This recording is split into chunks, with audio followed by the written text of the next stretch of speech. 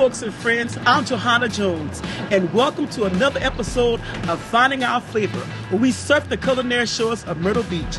Today we're here at Winna's Kitchen with Chef Jess Sagun, who will not only cook us up a delicious dish of bacon and egg fried rice with shrimp, which is an inventive dish she created just for this menu, but also she'll give us the wonderful background on the history of this place and her heart for the community. So step inside and join us.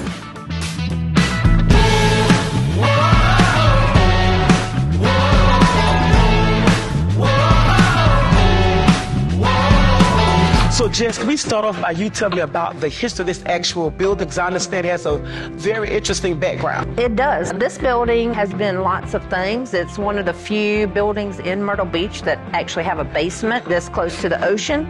But probably one of the most interesting facts is it is one of the oldest standing commercial buildings in Myrtle Beach. The building's actually 91 years old. 91 years old. Yeah. And so now I know here at the restaurant, you can come in here and oftentimes you see your family. Now, mainstay here at the restaurant is your daughter. Now, you told me that Kenzie and you, this is actually your dream together. You all have been talking about opening the restaurant together for years and years, and then you got silent if I do it. So tell me, how and what parts does Kenzie play? Because I know she's an integral part. So I kind of oversee the creative, the visionary process, the way we want things to be, and Kenzie actually makes them happen. So I develop a lot of the menu. Some of the staples here are her recipes, but really I oversee the menu and the administrative things, and she oversees the day-to-day kind of operations of the restaurant. You can't make every decision in your life based off money. You have to make it based off passion and purpose and doing what you say you believe in. And so we took a chance on this community, and we took a chance to pursue something we are passionate about, and we're just going to keep dug in until hopefully it pays off.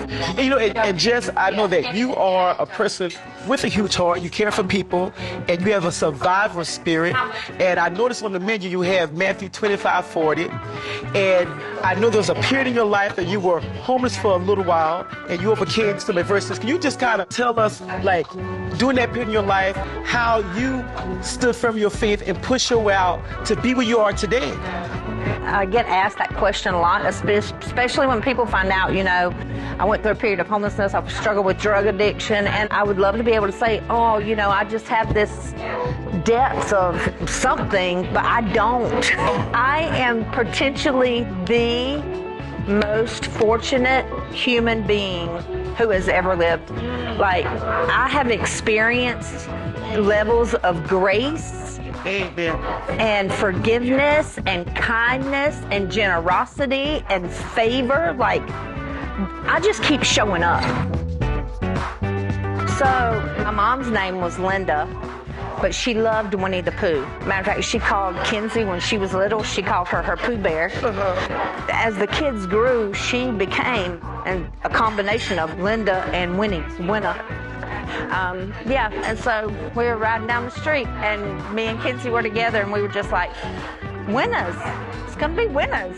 Winna's Kitchen. I love it. I love it. And Winna's is win over locals and visitors alike. So I think the name is very fitting. I think it's very fitting. So I'm so excited. Can't wait to go into the kitchen. Let's go.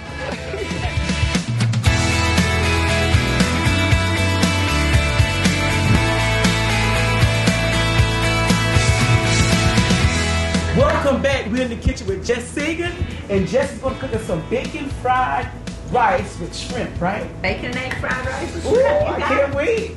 This is a new menu item that we brought on for summer. We start off with some jasmine rice that we steam, and then after that we have some pecan smoked thick cut bacon.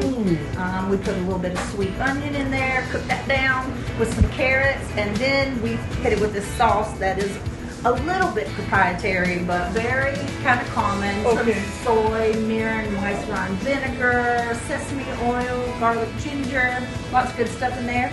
And then we finish it off with some cilantro, these shredded sugar snap peas, some black roasted sesame seeds, and it's yum, and spicy mayo. Ooh, I love the interesting combinations and the flavors that you presented, so I can't wait to try it. Let's get started. Awesome. All right.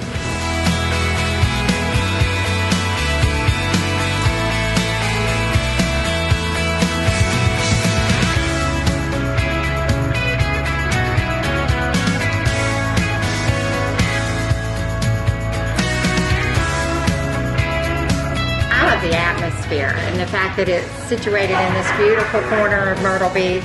I think it brings a little class to Myrtle Beach, and I love the concept of what they're trying to do here. I personally ordered the veggie omelet, and what I was so impressed with was the fact that it was served in the cast iron skillet, and it remained hot throughout my entire breakfast. We decided to split the lemon curd pancakes for our sweet, and then I got the breakfast wrap with the eggs and the avocado for our savory, so we half and half it. So I heard those lemon ricotta pancakes with the blueberry They're compote insane. are just They're insanely delicious. out of the world delicious. Blueberry compote on top, the lemon curd in the middle. It was great.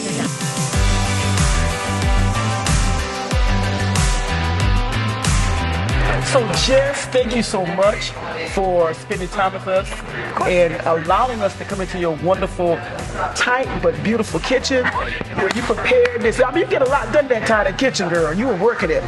And this wonderful bacon and egg fried rice featuring shrimp. Yep. Let's talk about your inspiration, because this menu is like a culinary dream and adventure. I love it. Our menu, one, we like it to be seasonal. Two, we like it to be local and organic. We want it to be fresh and something for everybody. Right. I travel, and so I eat out a lot, and I'm always looking for fresh and inspiring ideas. But it's also easy to be inspired by the season. It's just kind of a stream of consciousness. It's like Right. kind of what we're thinking, what's fresh, what's on our minds. And I know that you told me that you wanted to make sure this place wasn't your typical pancake house.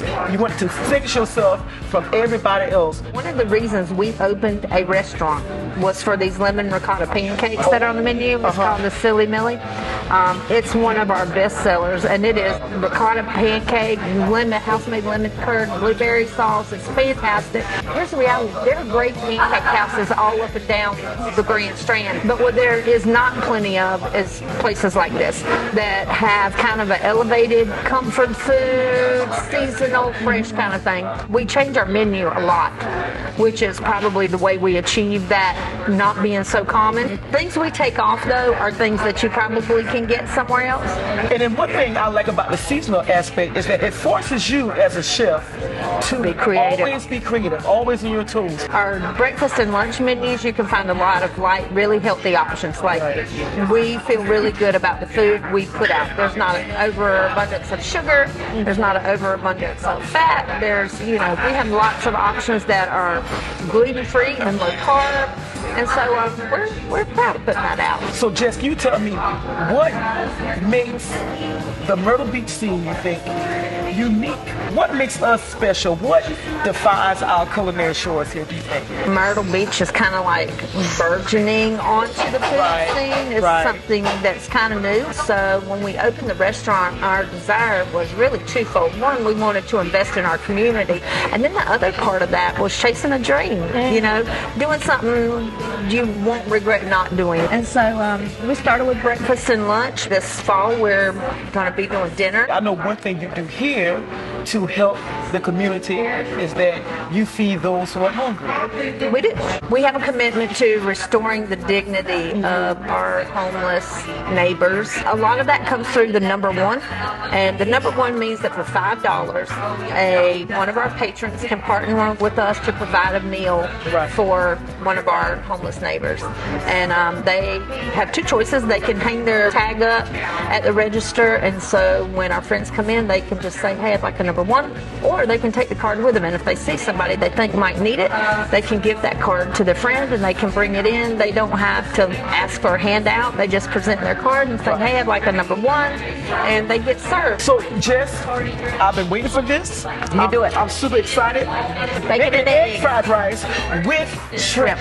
All right. Spicy mayo, sesame seeds, Okay. there's a little sesame oil, and some cilantro. And fresh cilantro.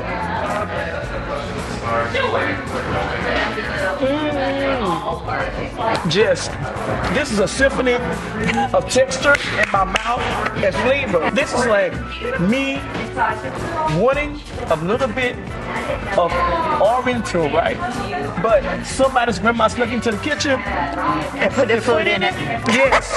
And put that crunchy thing of the bacon, because I can taste that. What's that crunch I'm tasting? Is that sky? What is that? That is, It's a nice crunch. it's a sugar snap peak. Okay. Wow, okay, straight from your granddad's farm in Shiraz. And then we have that wonderful earthy flavor of the sesame seeds.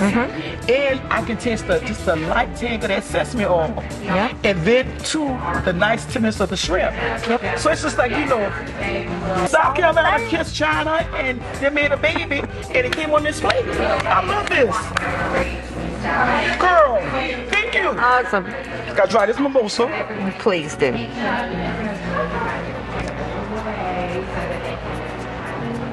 Let me try it again. Jess, thank you. Thank you. For hanging out on Finding Our Flavor when we surf the Culinary Shores. And thank you so much for showcasing the heart of Myrtle Beach culinary offerings in downtown Myrtle Beach. Here at 819 Main Street. Yes, ma'am. Thank you, my sister. Thank you. Love you. Thank you, folks and friends, for joining us on another episode of Finding Our Flavor. Remember to like and subscribe, and we'll see you next time as we surf the Culinary Shores.